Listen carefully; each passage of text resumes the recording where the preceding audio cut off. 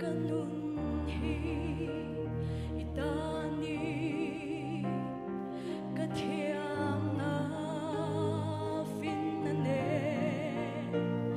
katsak na minpegani kahunay song mangang che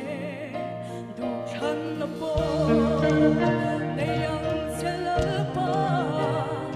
kaeng kim itani nang châu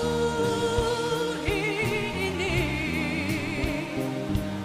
kahim na rin pa na sa tuwanin chung thang pa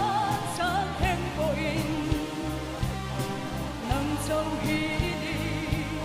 sa tuwan patian ini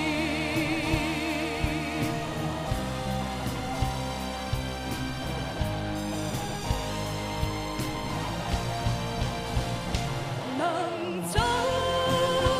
ini kahim na rin ka na sa tuwanin chung thang pa sa tempoin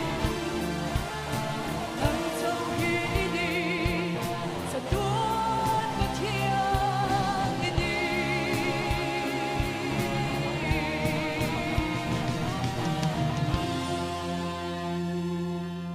Lalpa chu fakin amro se